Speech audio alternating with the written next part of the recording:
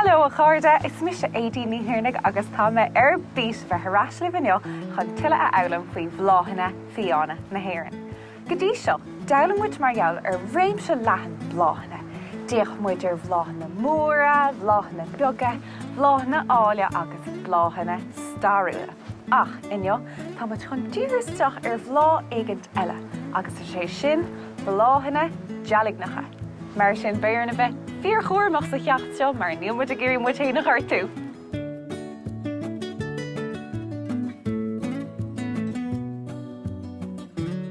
Tá go leor bhláthanna bhfuil dealaga orthú agus tá cuid acu ar na bhláthanna is áile atá goin. Ach, cén fá go mbíonn dealaga ar bhláthanna? Well, smaoinigh ar haidiúirí agus iad a fáil réint le himeacht chun catha. Céir dhéana siad, cuireann siad cathéad orthú. Tá sé díreach mar an ggéine leis na bhláthanna.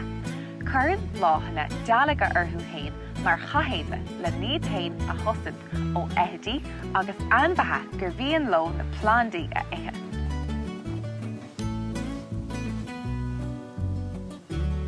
Seo rós fiáin a thugtar brúlán air agus tá go leor cineálacha rós na fiáine cosú lei seo in hÉireann mar hapla an brúlán agus an conrós.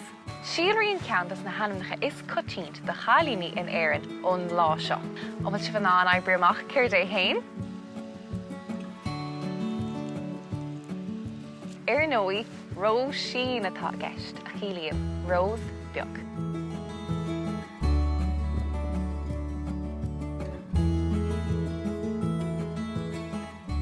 Bhí an rós fiáin táchtach fadó mar bhainte bia.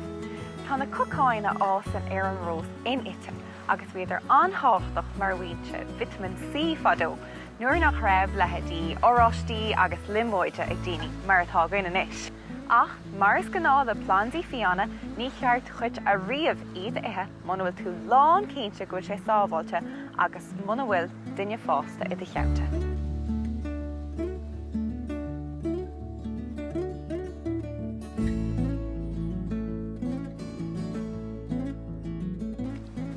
Tá an céad bhlá eile ag an muid an dealaganach go deo, agus is sé seo Cúla4 Tá an anam an bhlá seo ón grán cuileann an crána ag an muid an nullag a bhíon cuir dearga air.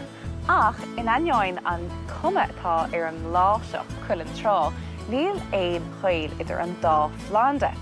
Níl Cúla4 faoi bhlá i láthair na hóire, ach nuair a bhíonn, bíonn bhláthanna áile gurma orthú agus bíonn siad iontach le feiceáil.